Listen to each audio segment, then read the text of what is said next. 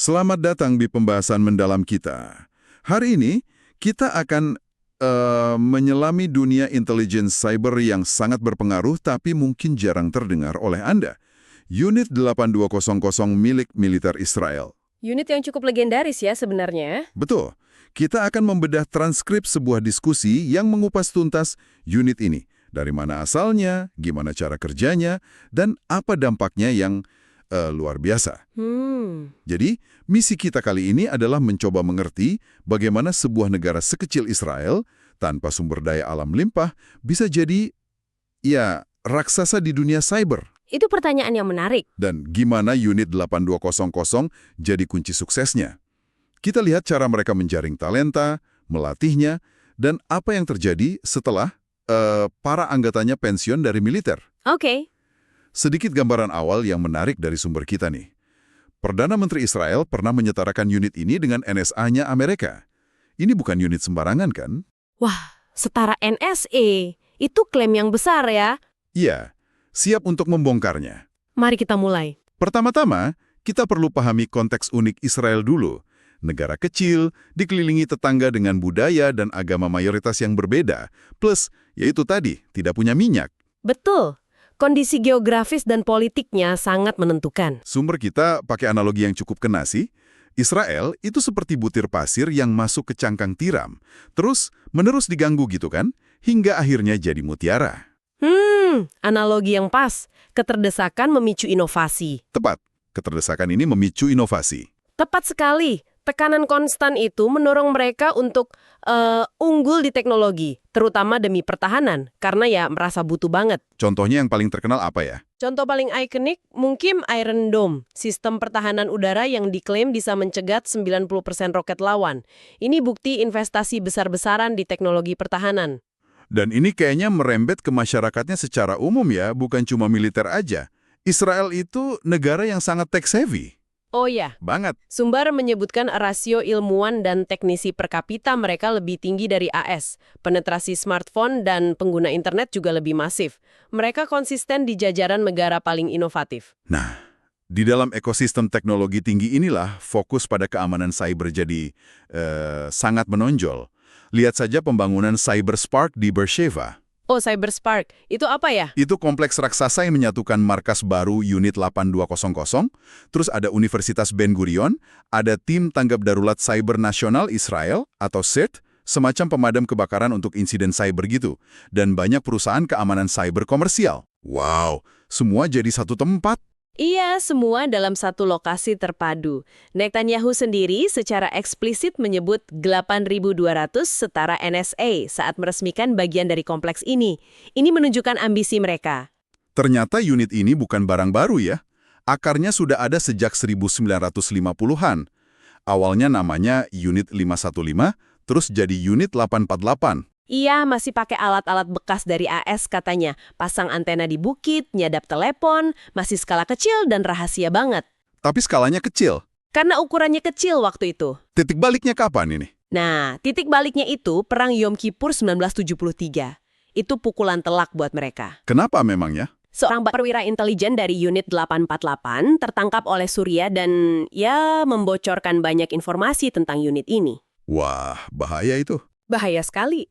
Israel langsung merombak total, ganti nama jadi 8.200, suntik dana dan personel lebih banyak, dan statusnya jadi organisasi militer super rahasia.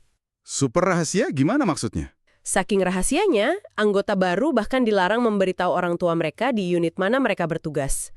Angka 8.200 itu tabu diucapkan. Tapi kan kerahasiaan total itu sulit dipertahankan selamanya ya, apalagi di era internet sekarang. Nah, betul. Sumber kita menyebut buku Startup Nation tahun 2011 itu jadi semacam turning point. Buku itu memang fenomenal ya? Iya, buku itu punya satu bab khusus membahas unit 8.200. Katanya sih, banyak anggota yang kaget unit mereka dibahas sebegitu terbuka. Pasti kaget ya? Sejak itu, misi dan operasinya jadi ya sedikit lebih diketahui publik lah. Inti misinya, menurut buku itu, menyelamatkan nyawa, mencegah teror dan serangan dengan fokus utama pada penggunaan komputer dan perangkat elektronik untuk mengumpulkan intelijen. pengumpulan intelijen ya. Utamanya itu. Dan ini relevan sekali dengan perubahan landscape perang modern. Netanyahu, seperti dikutip sumber kita, bilang kalau ini bukan lagi fiksi ilmiah. Kita menuju era di mana satu klik bisa melumpuhkan negara. Serem juga ya kalau dipikir. Setiap sistem bisa diretas, katanya. Ini kenyataan baru yang dihadapi semua negara? Sumber kita juga mengutip pernyataan Netanyahu yang menunjuk Iran sebagai sumber utama serangan cyber terhadap Israel, baik secara langsung maupun melalui proksi seperti Hamas. Iya. Isu geopolitiknya kental di sini. Tapi Netanyahu juga menekankan kalau targetnya bukan cuma Israel, banyak negara lain juga diserang oleh aktor-aktor ini yang memanfaatkan anonimitas dunia maya. Jadi masalah global sebenarnya ya? Betul. Oke, jadi ini unit elit, rahasia, canggih. Bagaimana cara mereka merekrut orang-orangnya? Sumber kita membahas wawancara dengan Shira, mantan anggota 8200. Shira ini veteran ya? Ia mengabdi 13 tahun di militer Israel. Perlu diingat, di Israel ada wajib militer untuk pria dan wanita usia 18 tahun, saat ini durasinya 2 tahun 8 bulan. Proses seleksinya dimulai unik, yaitu saat usia 17 tahun melalui tes standar nasional mirip SAT di AS yang wajib diikuti semua siswa. Tanpa persiapan khusus. Iya, yang menarik tidak ada persiapan khusus yang diharapkan. Cukup datang apa adanya. Salah satu tujuan tes ini menurut sumber adalah memetakan cara berpikir. Ada tipe Rosh Katan. Rosh Katan apa itu? Kepala kecil artinya. Orang yang patuh instruksi, mengerjakan apa yang diminta, kadang pas-pasan. Lalu ada Rosh Gadol.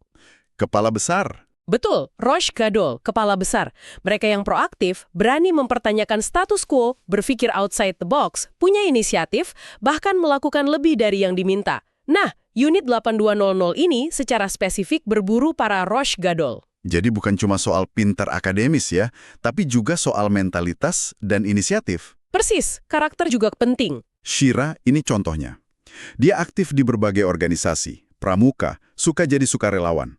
Setelah tes nasional itu, ada lagi serangkaian tes intelijen, kemampuan bahasa, pemahaman teks, menemukan inti masalah, pengetahuan umum. Tesnya berlapis berarti. Iya, wawancaranya juga terdengar sangat umum, seperti bagaimana Anda mendekati sebuah masalah, atau bayangkan puzzle tanpa tahu gambar akhirnya, bagaimana menyelesaikannya. Pertanyaan yang menguji cara berpikir ya? Benar. Ternyata Shira awalnya tidak langsung masuk 8200, tapi ke unit analisis pusat yang digambarkan sumber kita mirip CIA-nya Israel. Oh, jadi ada proses seleksi lagi di dalam militer itu sendiri. Kayaknya begitu. Kalaupun terpilih masuk 8200, prosesnya baru dimulai. Pelatihannya digambarkan sangat intens dan cepat. Bayangkan, mereka harus mengubah lulusan SMA jadi analis intelijen atau operator cyber yang kompeten dalam waktu kurang dari 3 tahun masa wajib militer. Wah, singkat banget waktunya ya. Iya, makanya intensif. Setelah latihan dasar militer standar yang fokus fisik, mereka masuk ke sekolah intelijen khusus 8200. Belajarnya bisa 12 jam sehari selama berbulan-bulan, tergantung spesialisasi teknologi, bahasa, analisis, dan lain-lain. 12 jam sehari? Luar biasa. Berat pasti. Sumber kita coba meraba-raba metode pelatihannya, karena detailnya jelas rahasia kan. Kemungkinannya begini, mereka belajar pakai alat khusus, jelas. Antena, radio, jaringan komputer internal, software canggih. Alat-alat khusus intelijen ya? Ya, lalu yang penting, mereka diajarkan cara belajar mandiri. Mungkin sengaja dikasih tugas yang belum pernah diajarkan sama sekali, dan mereka harus cari cara sendiri untuk menyelesaikannya. Belajar sambil praktek langsung. Ini kan melatih problem solving di kondisi tak terduga. Sesi review juga penting katanya.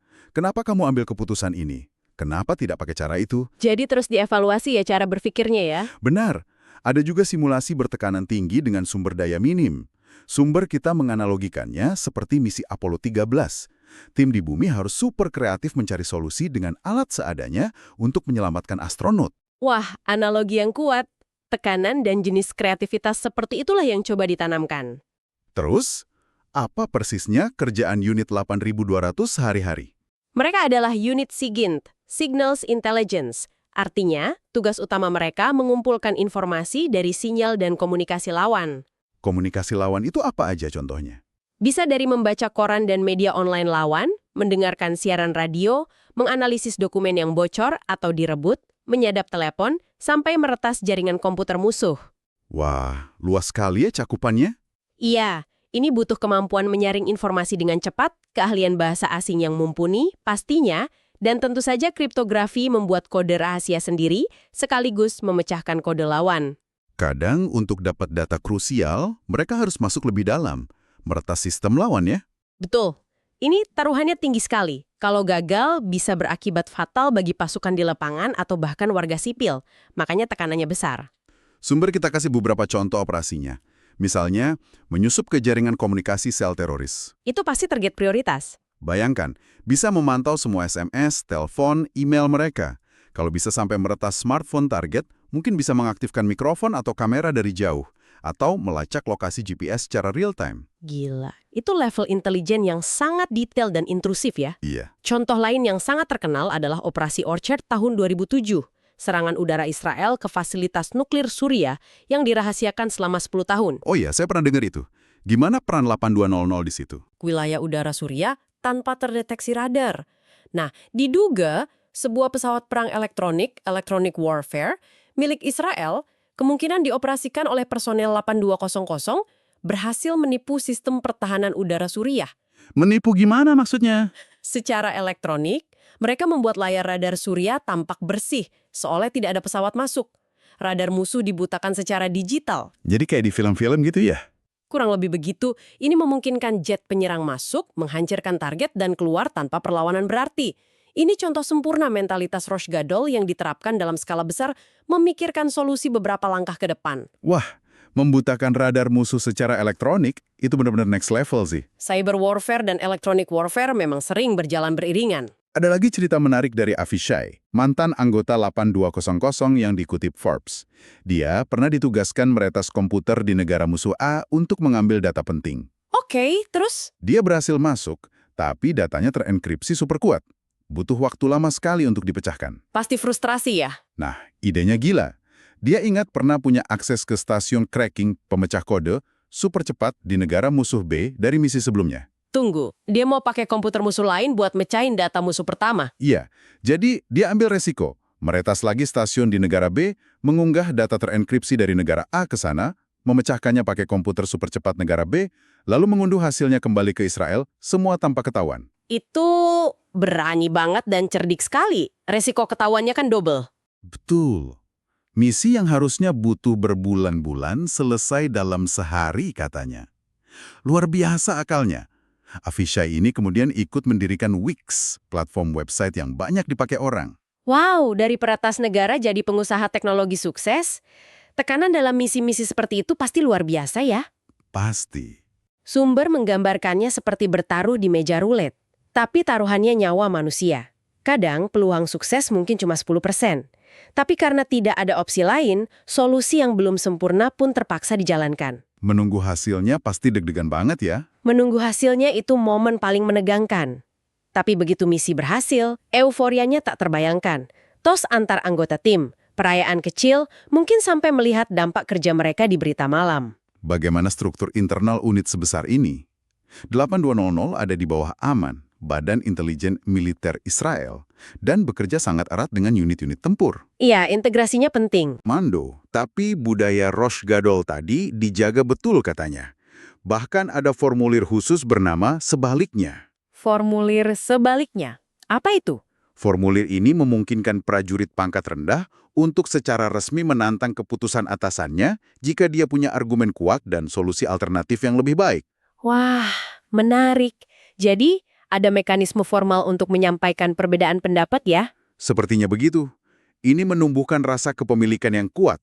Bukan sekedar jalankan perintah, tapi ini misi saya juga. Itu bagus untuk mendorong inisiatif dari bawah. Di dalam payung besar 8200, ada beberapa subunit yang lebih spesifik. Apa saja itu? Pertama, unit 9900. Ini spesialis intelligence visual. Sering dijuluki unit satelit. Mereka mengelola satelit mata-mata canggih milik Israel, setidaknya ada 10. Satelit sendiri ya?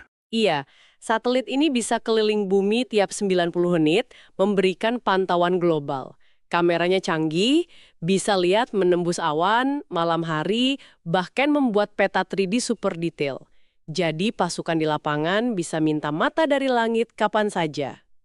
Canggih banget teknologinya. Uniknya lagi, unit ini secara khusus merekrut sukarelawan penyandang autisme. Oh iya, kenapa begitu?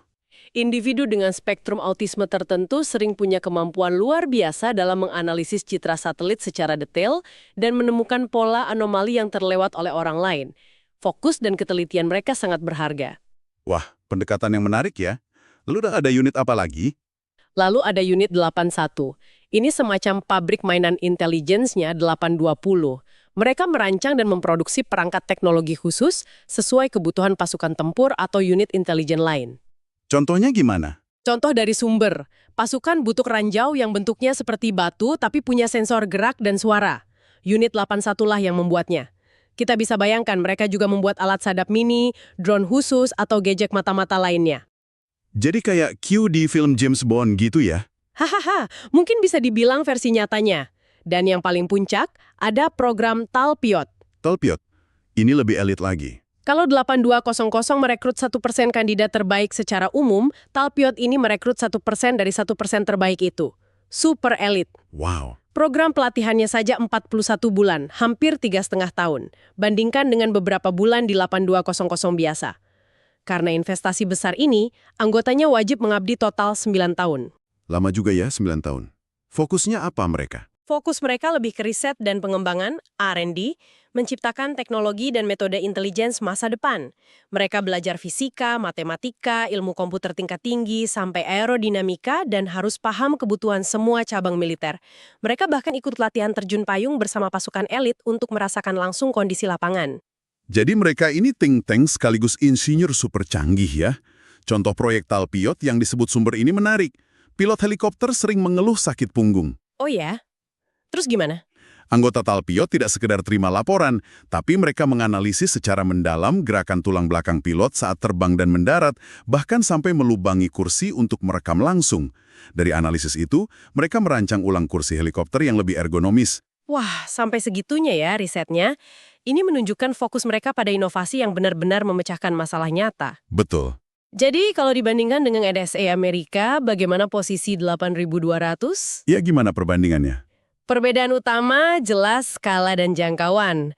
AS negara adidaya dengan kepentingan global, jadi NSA punya sumber daya dana, personil, stasiun penyadapan global yang jauh lebih masif. Jangkauannya global ya, NSA? Betul, fokus 8200 lebih regional, terutama Timur Tengah.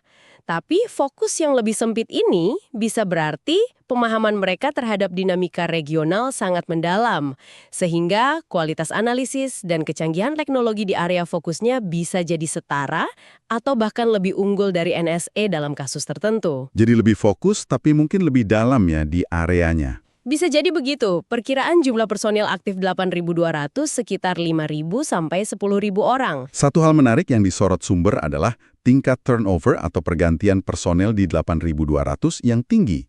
Rata-rata masa dinas cuma 4 tahun, artinya sekitar 25% orang keluar tiap tahun. Itu tinggi banget untuk ukuran militer elit ya? Iya, bagi perusahaan biasa, ini bencana. Tapi militer Israel justru mengubahnya jadi keuntungan strategis. Memang banyak yang keluar setelah wajib militer selesai atau beberapa tahun tambahan.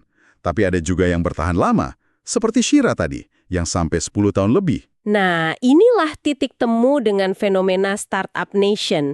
Pelatihan Rosh Gadol, pengalaman memimpin tim kecil dalam misi beresiko tinggi, berpikir kreatif di bawah tekanan, semua itu ternyata jadi sekolah bisnis yang luar biasa efektif. Jadi pengalaman di 8200 itu jadi modal kuat ya? Modal kuat banget.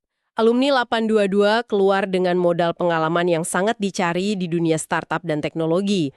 Mereka terbiasa mengidentifikasi masalah, merancang solusi inovatif, dan mengeksekusinya dengan cepat. Banyak yang kemudian mendirikan perusahaan sendiri, terutama di bidang keamanan siber, karena mereka paham betul celah dan kebutuhannya dari pengalaman militer. Betul, sumber kita menyebutkan daftar panjang perusahaan teknologi sukses yang didirikan alumni 8220. Ada ICQ? Oh, ICQ yang legendaris itu ya? Iya, terus Checkpoint, Raksasa Firewall, Imperva, CyberArk, Palo Alto Networks, semuanya pemain besar di keamanan siber. Nama-nama besar semua itu?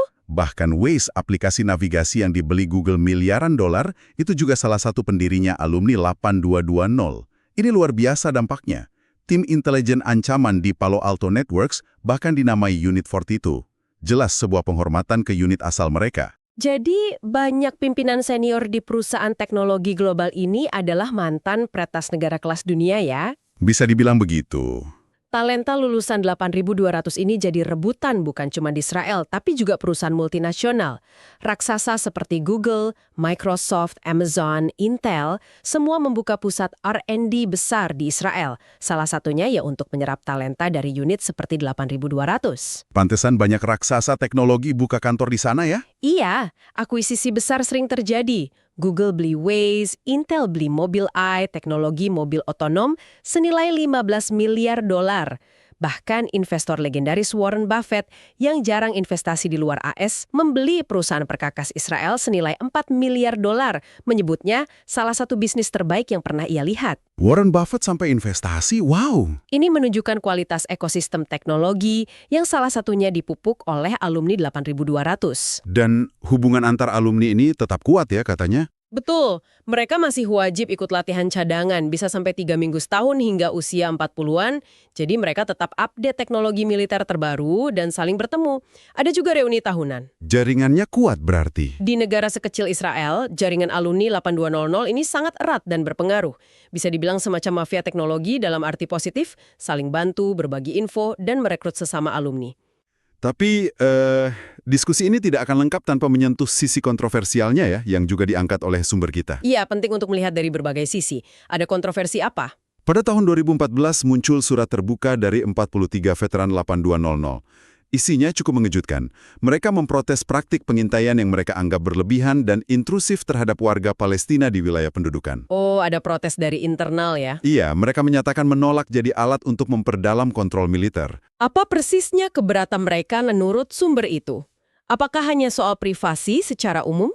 Lebih dalam dari itu, menurut klaim para whistleblower dalam wawancara lanjutan yang dikutip sumber, mereka menyatakan bahwa pengintaian itu seringkali tidak hanya menargetkan individu yang dicurigai terlibat aktivitas berbahaya, tapi juga meluas ke lingkaran sosial mereka, keluarga, teman, bahkan pacar dari saudara target.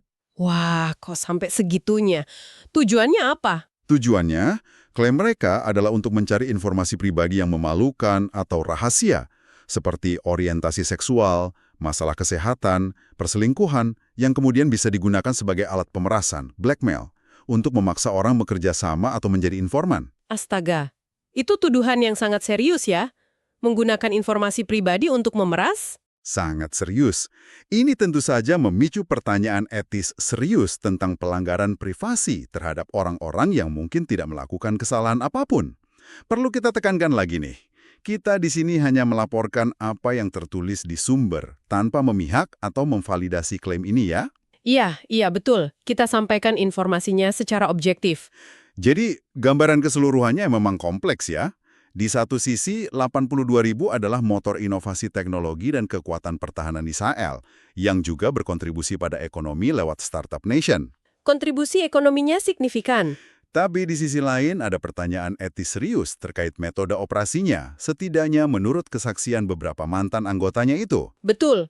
Netanyahu sendiri seperti dikutip sumber, melihat kemampuan siber ini sebagai kunci pertahanan dan pertumbuhan ekonomi abad 21 sekaligus alat penting melawan terorisme global seperti ISIS, yang juga sangat aktif di dunia maya. Jadi ada argumen keamanan nasional dan ekonomi ya? Iya, jadi ada argumen bahwa kemampuan ofensif dan defensif siber ini krusial untuk keamanan nasional dan kemakmuran. Komitmen Israel untuk jadi pemimpin siber global ini jelas terlihat. Sumber kita melihatnya sebagai pedang bermata dua.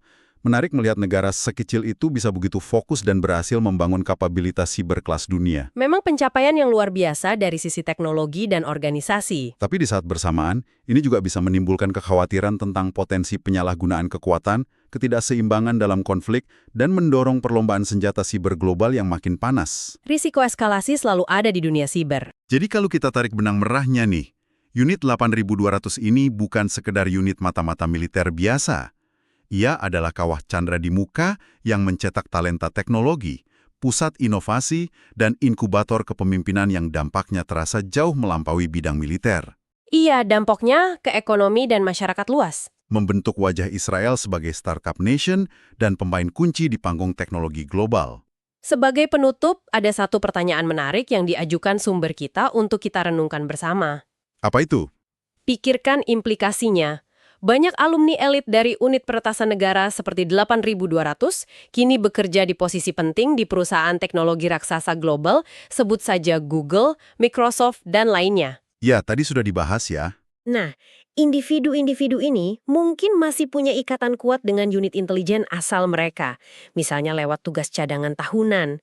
Konflik kepentingan atau dilema etis apa yang bisa muncul ketika orang dengan latar belakang dan koneksi seperti itu punya akses ke data miliaran pengguna global atau ikut merancang software yang kita gunakan sehari-hari seperti browser atau sistem operasi?